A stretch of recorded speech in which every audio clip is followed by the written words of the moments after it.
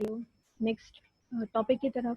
जो हमारे पास क्या है, कंडीशनल स्टेटमेंट है किसमें, पीएचपी में। अब देखो कंडीशनल स्टेटमेंट को हम पहले देख लेते हैं कि भाई हमारे पास स्टेटमेंट क्या होती है। तो स्टेटमेंट मेरे पास ये कह रहा है कि स्टेटमेंट होती है कि the smallest element of any programming languages. मतलब स्टेटमेंट ये कह लें कि आप किसी भी चीज़ की मतलब जो स्मॉलेस्ट एलिमेंट होता है वो आपके पास क्या होता है, एक स्टेटमेंट कहलाती है।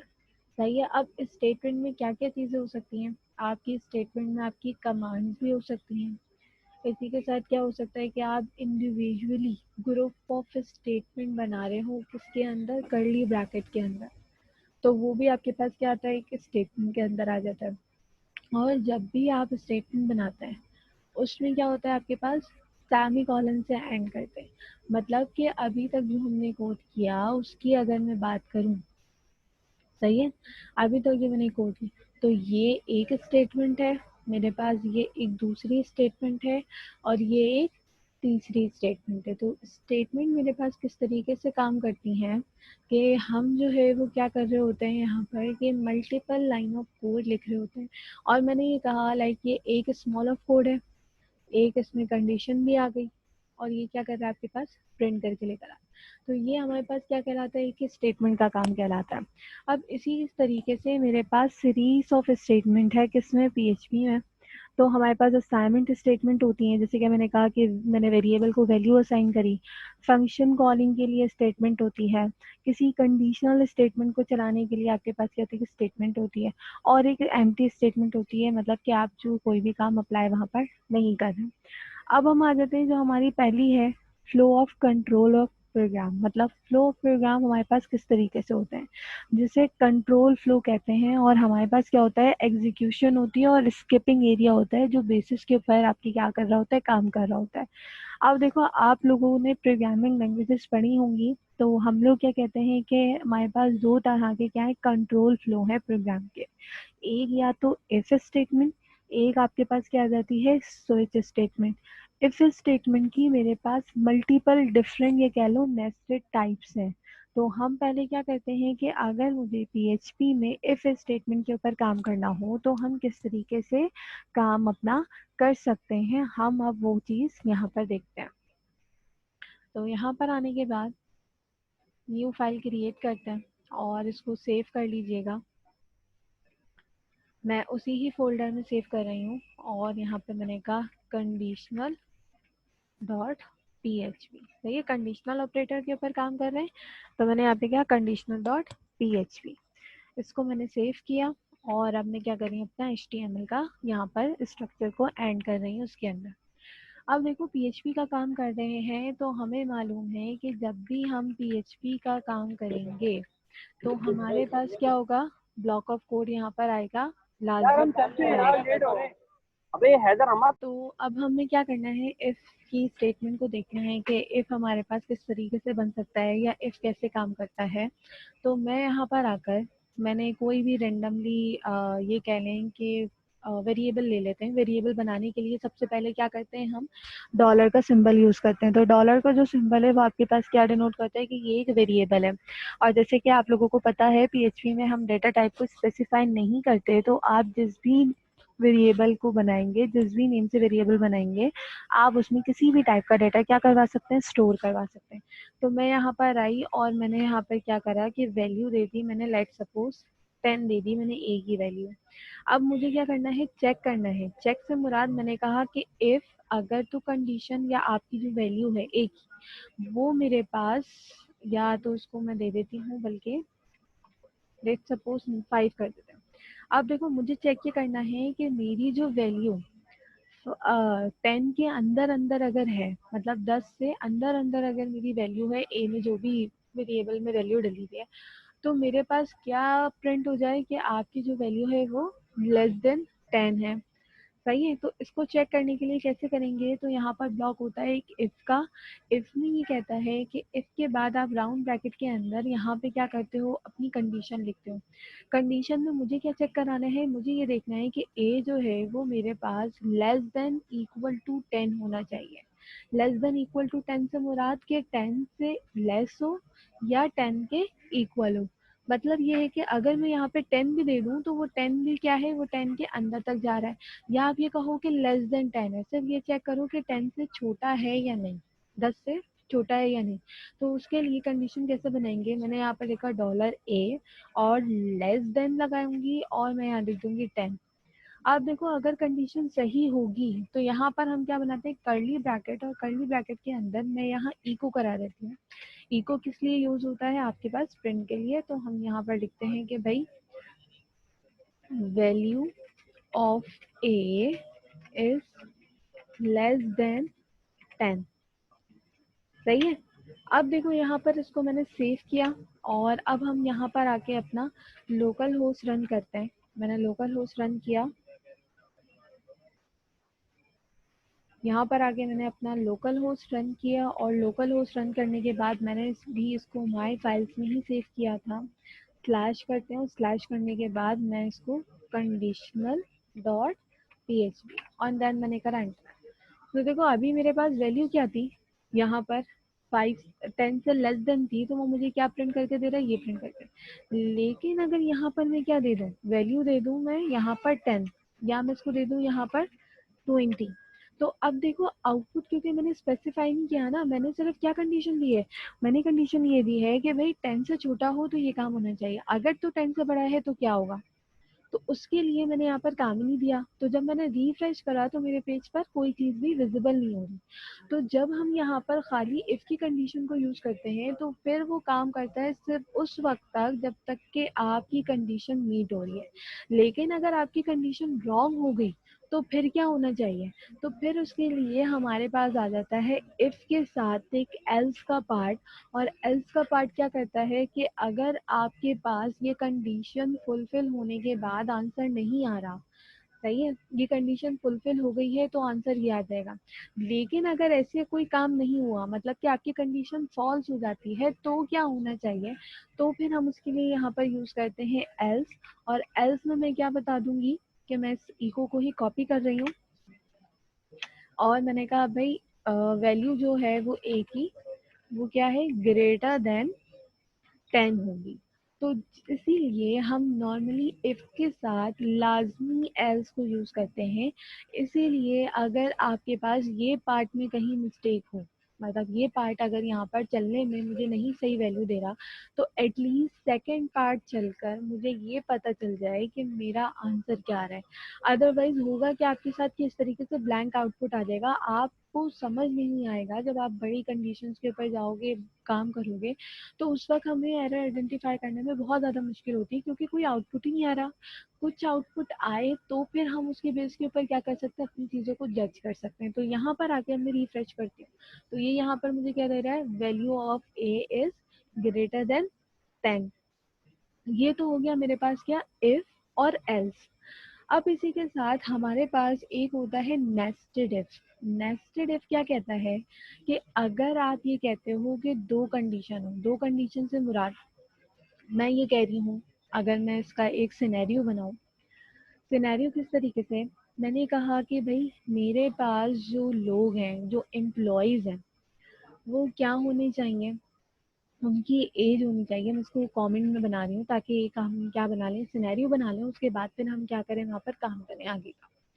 अब देखो किस तरीके से, मैंने कहा कि भाई मेरे जो एम्प्लॉयज हैं उनकी जो एज है, जो स्टार्टिंग एज है वो होनी चाहिए 18, सही है, और जो एंडिंग है वो होनी चाहिए लेट सपोज 40।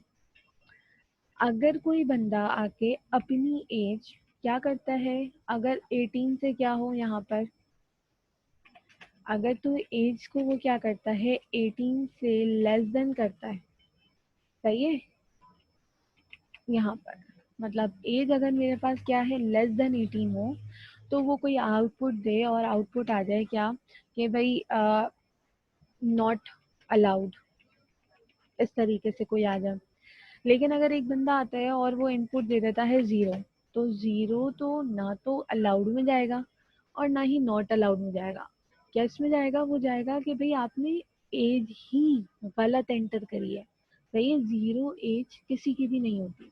तो फिर हमें क्या करना पड़ता है, हमें यहाँ पर नेस्टेड काम करना पड़ता है। नेस्टेड से मुराद कि मैं पहली दफा ये चेक करूंगी कि भाई जो वैल्यू दी है वो जीरो तो नहीं दी उसने। अगर तो वो जीरो दे दी तो डायरेक्टली क्या होगा, आपका आउटपुट या आपका जो कोड है वो फौरन से बंद हो जाए। लेकिन अगर जीरो नहीं है, मतलब जीरो से मुराद बड़ा है, तो वो चेक करे कि ये वाली जो वैल्यू उसने इनपुट दी है या एज इनपुट दिया है वो 18 से बड़ा और यहाँ पर 40 से बिल्कुल बिटवीन होना चाहिए। तो फिर हम यहाँ पे क्या करेंगे कि हम उसमें नेस्टेड का काम करेंगे। अब नेस्टेड के लिए मैं यहाँ पे क्या करती हूँ, उसको मैं कमेंट बना देती हूँ, क्योंकि मेरे पास यहाँ पर इसका काम मेरा हो गया एंड। अब देखो इस सिनेरियो को देखते हुए हमें क्या बनाना है, कोड बनाना है। तो इफ का मैंने पहले बनाया, सही है। और मैंने कहा कि भाई इफ, और यहाँ पर आके मैं एक वेरिएबल बना लेती हूँ। मैंने कहा dollar age is equal to, let suppose मैंने कहा 30। अब मुझे क्या चेक करना है सबसे पहले, कि जो भी वैल्यू उसने इनपुट दी है, बल्कि या तो इनपुट ले लो, किस तरीके से चेक होगा, या हम इसका सिनेरियो थोड़ा सा और सिंपल कर देते हैं। सही है, सिंपल से मुराद कि मैं ये चेक करवा लूँ जो यूजर ने इनपुट दिया है। सही है, इसका सिनेरियो थोड़ा और सिंपल करते हैं क्योंकि थोड़ा कॉम्प्लेक्स लग रहा है मुझे आप लोगों के समझाने के लिहाज से। अब देखो मैंने ये कहा कि मैं ये चेक करवाना चाह रही हूँ कि कोई भी इनपुट जो दे रहा है यूजर, वो पॉजिटिव नंबर है या नेगेटिव नंबर है। सही है, पॉजिटिव नंबर है या फिर नेगेटिव नंबर है। अब अगर तो पॉजिटिव है तो प्रिंट हो जाए पॉजिटिव, अगर तो वो नेगेटिव है तो क्या प्रिंट हो जाए, नेगेटिव। लेकिन अगर उसने जीरो इनपुट दिया है तो वो ये मुझे बताए कि भाई आपने, क्योंकि जीरो क्या है, न्यूट्रल होता है ना, कभी हम उसको as an negative value consider करते हैं और हम कभी उसको क्या करते हैं, पॉजिटिव। तो न्यूट्रल में हमें ना तो पॉजिटिव चाहिए ना ही हमें क्या चाहिए, नेगेटिव चाहिए। तो उसको किस तरीके से यहाँ पर हम आइडेंटिफाई करेंगे या इसका कोड कैसे लिखेंगे, तो मैं यहाँ पर ले देती हूँ number. Number is equal to, let suppose ले लो आप लोग 40। अभी हम इसको चेक भी करेंगे वन बाय वन। अब देखो सबसे पहले मुझे कंडीशन क्या लगानी है कि भाई नंबर जीरो नहीं होना चाहिए। अगर तो जीरो होगा तो क्या करो, डायरेक्टली आउटपुट आपका क्या चल जाए, बाद में हॉल्ट हो जाए। तो इसकी मैं यहाँ पर आके कंडीशन जो बनाऊंगी, मैंने इसको लिखा है यहाँ पर नंबर, अगर तो क्या है, नॉट इक्वल टू जीरो। अब देखो नॉट इक्वल टू जीरो से क्या मुराद है, कि जीरो के बराबर अगर नहीं है तो क्या हो, मैंने ये ब्लॉक बना के अभी छोड़ दिया। लेकिन अगर जीरो के बराबर होगा तो क्या हो आपके पास, एल्स। और एल्स में एक इको हो जाए, और मैंने यहाँ पर लगाया echo, you enter a zero value. सही है, कुछ इस तरीके से स्टेटमेंट आ जाए, ये मैंने लगाया सेमीकोलन। अब अगर नंबर जो है वो जीरो के बराबर नहीं है, मतलब कि वो जीरो से बड़ा है, तो क्या होना चाहिए, तो भाई तो वो पहले ये चेक करे कि भाई जो नंबर इनपुट दिया है वो नेगेटिव है या पॉजिटिव है। सही है, तो नेगेटिव और पॉजिटिव कैसे चेक करोगे, मैं यहाँ पर लगाती हूँ इफ के अंदर एक और इफ, क्योंकि मुझे क्या करना है, अगर तो नंबर जीरो के बराबर नहीं है, या तो वो -40 होगा या वो +40 होगा। तो चेक कैसे करोगे, कि यहाँ पर मैं आके इफ के अंदर एक और इफ लगाती हूँ, तो ये कंडीशन क्या हो जाती है आपकी, नेस्टेड इफ की कंडीशन कहलाती है। नेस्टेड इफ में जाके मैंने एक और इफ की कंडीशन लगाई, और मैंने ये कहा कि अगर वो जीरो के बराबर नहीं है, या तो वो जीरो से बड़ा होगा या वो जीरो के छोटा होगा। तो यहाँ पर आ जाओ, नंबर मैंने कहा नंबर, अगर तो आपके पास क्या है, greater than equal to one. Greater than equal to one से मुराद के नंबर में जो भी वैल्यू है या तो वो बड़ी हो या वो वन के बराबर हो। अब देखो वन मैंने क्या लिखा है, पॉजिटिव रखा है, क्योंकि मुझे क्या करना है, यहाँ पर पॉजिटिव का ब्लॉक बनाना है। ये मैंने एक ब्लॉक बनाया, अभी इसके ऊपर काम करते हैं। अगर जो भी नंबर आ रहा है वो क्या होगा, मेरे पास वन से बड़ा होगा या वन के बराबर होगा, तो ऑब्वियसली सी बात है वो क्या होगा, मेरे पास पॉजिटिव नंबर होगा। और अगर ऐसा नहीं होता तो इसके नीचे क्या होगा आपके पास, कि वो नंबर क्या चला जाएगा आपके पास, नेगेटिव होगा। तो मैं इसको ज़्यादा एक्सटेंड नहीं कर रही हूँ, मैं इसको यहीं पर ही काम कर रही हूँ, नंबर इज नेगेटिव। सही है। और अगर हम यहाँ पे इफ में आए, और इफ में अब मुझे यहाँ पर इको लिखना हो, तो मैं यहाँ पे लिखूंगी इको नंबर इज पॉजिटिव। ये मैंने यहाँ पे लगाया सेमी कॉलन और सेव कर दिया। अब देखो ये काम कैसे करेगा। अभी मेरे पास वैल्यू क्या है 40, यहाँ पर आया, इसने ये चेक करा कि 40 जो है वो नॉट इक्वल टू क्या है 0। सही है, कंडीशन में आपको वन बाय वन सारी चीजें चेक करके बता दूं। तो देखो यहाँ पर जो कंडीशन आई तो 40 मेरे पास 0 के इक्वल नहीं है, तो ये क्या हो गई कंडीशन मेरे पास ट्रू। ट्रू हो गई। जब ये चीज ट्रू होगी तो इसके अंदर का ब्लॉक चलेगा, कौन सा वाला, ये वाला। अब आगे आ जाओ नीचे। अब ये कंडीशन सही हो गई ना आपकी, ट्रू हो गई, यहाँ पर आ गया। तो यहाँ पर आने के बाद उसने क्या चेक करा फिर से कि ये जो 40 है ये आपके पास क्या है, ग्रेटर देन या इक्वल टू किसके होना चाहिए, 1 के इक्वल होना चाहिए। इसको भी हम क्या बना देते हैं, कॉमेंट। तो अगर ये कंडीशन यहाँ पर अगर मैं देखूँ अपने हिसाब से तो यहाँ पर भी ये कंडीशन क्या हो रही है, ट्रू हो रही है। और मेरे पास अगर मैं अपनी कैलकुलेशन के बेस के ऊपर काम करूँ तो मेरे पास जो प्रिंट होना चाहिए वो क्या प्रिंट होना चाहिए, नंबर इज पॉजिटिव। चला के देख लेते हैं कि क्या ऐसा मैंने जो आउटपुट कैलकुलेट किया है वो सही है या नहीं। तो कंडीशन इसको चलाने के लिए मैं यहाँ पर दोबारा से फाइल लिखती हूँ, मैंने यहाँ पे कंडीशनल डॉट php। तो देखो क्या आउटपुट आ रहा है, नंबर इज पॉजिटिव। अब देखो नेगेटिव कैसे काम करेगा, यहाँ पर आती हूँ, मैंने कर दिया -40। सही है, अब देखो यहाँ पर -40 हुआ तो इसको हटा देते हैं। अब यहाँ पर ये वाली कंडीशन को पहले चेक करते हैं। मैंने कहा ये जो -40 है ये 0 के बराबर है या नहीं, मतलब 0 के बराबर नहीं है। तो ये कंडीशन क्या हो गई, अगेन ट्रू हो गई। लेकिन जब मैं यहाँ पर आई तो यहाँ पर देखो कैसे चेक होगा, इसने कहा जो -40 है वो ग्रेटर देन इक्वल टू क्या हो, 1 हो।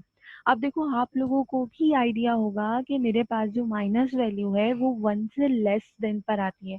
मतलब अगर हम यहाँ पर कैलकुलेशन में देखूं, मैं अगर ये कैलकुलेशन लिखूं तो कैसे होगा, यहाँ पर 1। सही है, मतलब ये होगा 3 2 1। सही है, ये पॉजिटिव नंबर हो गए। फिर आपके पास क्या आता है, 0 न्यूट्रल। फिर आपके पास क्या आता है यहाँ पर -1 -2 एंड देन -3। कुछ इस तरीके से क्या बनती है, कोई नंबर की सीरीज बनती है। तो यहाँ पर देखो मेरे पास 1 की अगर मैं ग्रेटर देन पे जाऊं तो मेरे पास क्या आना चाहिए, पॉजिटिव आनी चाहिए नंबर। इसका मतलब क्या है कि इस कंडीशन के ऊपर आकर आपकी जो कंडीशन है वो क्या हो गई, फॉल्स। जब फॉल्स पार्ट हो गया तो ये क्या करेगा, ये इसको स्किप करेगा और आपके पास क्या लाके दे देगा, प्रिंट करके नंबर इज नेगेटिव। तो हम अगर अगर यहाँ पर आकर चेक करें अपनी वैल्यू या हम अपना आउटपुट कंसीडर करें तो यहाँ पर इसको सेव करो और इसके बाद आप करेंगे इसको रन। तो देखो नंबर इज नेगेटिव। अब आ जाओ लास्ट जो हमें चेक करना है कि मैं यहाँ 0 दे देती हूँ, मैंने यहाँ दे दिया 0। सही है, अब यहाँ पर देख लो क्योंकि ये नेस्टेड इफ है, इसको थोड़ा सा जब भी मैं डीपली समझा रही हूँ। अब देखो यहाँ पर आ जाओ, अब कंडीशन क्या है, मैंने नंबर क्या दे दिया, 0 दे दिया। तो यहाँ पे वो कहता है 0 जो है वो नॉट इक्वल टू किसके होगा, 0 के होगा। तो देखो यहाँ पर ये कंडीशन क्या हो रही है, गलत हो रही है। गलत किस तरीके से कि 0 जो है वो इक्वल है 0 के। नॉट इक्वल टू क्या मतलब होता है, ये दोनों आपस में एक दूसरे के इक्वल नहीं है।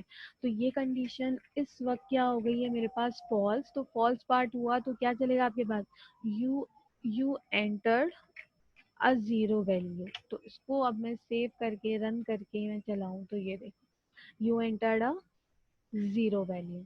तो ये आपके पास क्या है कि एक साथ हमने इफ को भी देखा और इसी के साथ हमने किसको देखा, नेस्टेड इफ को। अब इसके अंदर क्या कर सकते हो, मल्टीपल लगा सकते हो। हमेशा ये बात याद रखना, इफ के ब्लॉक के अंदर ही हम इफ का ब्लॉक बनाते हैं, मैं एल्स में कभी भी इफ का ब्लॉक नहीं बना सकती। नेस्टेड इफ की बात हो रही है, सही है। तो यहाँ पर आप लोग क्या करेंगे, यहाँ पर ये कह लेंगे नेस्टेड इफ का कॉन्सेप्ट यहाँ तक आपका क्या होता है, एंड होता है। अब आगे बढ़ते हैं, हमारे पास एक और होता है इफ की ही फैमिली से जो कहलाता है क्या, इफ और एल्स इफ।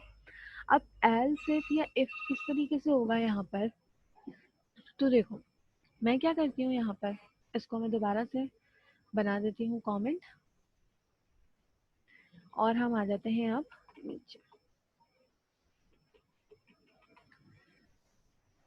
सही है, अब देखो मैंने यहाँ पर क्या लिखा कि मुझे ये बनाना है कि भाई मुझे ये चेक करना है जो भी मेरी रेंज है, रेंज से मुराद कि मैंने कहा कि भाई अगर 0 से लेकर 10 तक की वैल्यू है तो वो मुझे बता दे कि ये रेंज आपकी क्या है, ये है।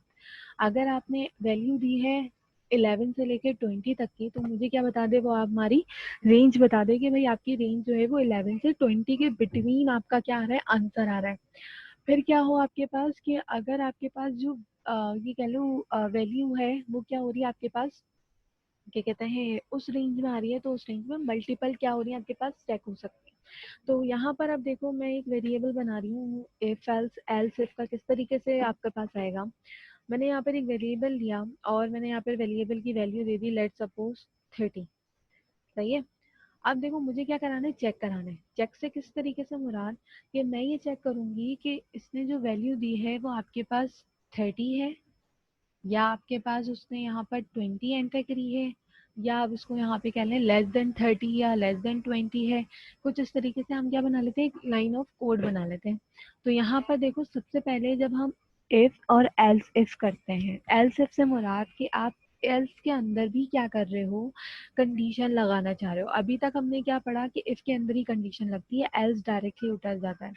लेकिन जब हम इफ के साथ एल्स इफ लगाते हैं तो उसमें क्या होता है कि आप एल्स में भी क्या करते हो, कंडीशन लगाते हो और अपना वहाँ पे क्या करते हो, काम को परफॉर्म करते हो।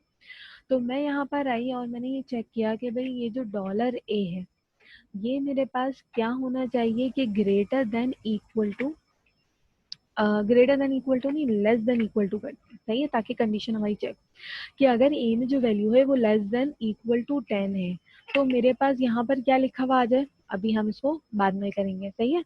फिर इसके बाद मैंने कहा अगर ऐसा नहीं है तो क्या होगा, हमने पढ़ा अभी एल्स होना चाहिए, तो डायरेक्टली मैं एल्स नहीं लिखूंगी, मैं यहाँ लिखूंगी एल्स और मुझे कंडीशन चेक करानी है तो मैं यहाँ पे दोबारा क्या बनाऊंगी, इफ बनाऊंगी। सही है। मतलब ये है कि अगर ये चीज सही नहीं है तो उसके बाद क्या कर लो, ये वाली चीज को रन करके ये वाली चीज को चेक करो, अदरवाइज क्या करो, दूसरे को। तो अभी तक देखो हमने एल्स के साथ कोई कंडीशन नहीं लगाई थी, लेकिन यहाँ पर हम एल्स के साथ भी इफ लगा के काम कर सकते हैं। तो यहाँ पर आई, मैंने कहा डॉलर ए और मैंने कहा लेस देन इक्वल टू 20। मतलब अगर ए की, ए में जो वैल्यू है वो अगर लेस देन 20 है या इक्वल टू 20 है तो क्या करना, ये वाला ब्लॉक चला देना। इसके अलावा अगर इसके अलावा ये भी कंडीशन सही नहीं है, मतलब अगर वैल्यू इसमें भी सही नहीं आ रही तो क्या करो, एक और एल्स और इफ बनाओ। और इसी के साथ आप यहाँ पे दोबारा से मैं बनाऊंगी कंडीशन और मैंने कहा भाई लेस देन इक्वल टू 30। और फिर यहाँ पर भी आपके पास क्या बन गया, ब्लॉक। अब देखो मैंने 3 बना लिए, इसके अलावा भी आप बहुत सारा बना सकते हो। अब अगर ये तीनों गलत है, सही है, ये तीनों गलत हो गई, तो क्या हो कि डायरेक्टली एंड में एक एल्स चल जाए और आपको वो इको करके ला दे कि भाई वैल्यू क्या है आपके पास, ये कह लो कि नॉट सपोर्टेड, वैल्यू जो है वो आपकी नॉट सपोर्टेड होगी। तो अब देखो यहाँ पर किस तरीके से कर सकते हैं काम, इसको रेंज बनानी है तो मैंने कहा यहाँ पर भाई इको, इको मैंने कहा कि इस तरीके से, और मैंने कहा कि value range is less than 10, less than और इक्वल टू 10, इक्वल वाली भी हम लिख देते हैं। सही है। और अगर ऐसा नहीं होता, मतलब लेस देन और इक्वल टू 10 नहीं है तो क्या होगा आपके पास, 20 होगा फिर। और अगर फिर भी ऐसा नहीं है तो क्या हो जाएगा आपके पास, 30 हो जाएगा। अब इसको हम रन करके चेक करते थे, सेव किया मैंने और यहाँ पर आके मैं अपना लोकल होस्ट रन करके थे, तो वो मुझे क्या दे रहा है, the values range is less than और इक्वल टू 30। अब अगर मैं यहाँ पर आके वैल्यू दे देती हूँ, लेट सपोज 5, इसको 5 कर लेते हैं, सेव किया मैंने, तो 5 करने पर आपके पास कौन सा वाला चलेगा आउटपुट, पहला वाला। तो ये देखो value range is less than और इक्वल टू 10। अब अगर मैं यहाँ पर आके कर देती हूँ उसको 15, तो 15 वाले के पार्ट के ऊपर कौन सा वाला इफ चलेगा, ये वाला इफ चलेगा। तो यहाँ पर आने के बाद मैं अगर इसको दोबारा से करूँ तो वो मुझे कौन सा वाला पार्ट लाके दे रहा है, दूसरा वाला।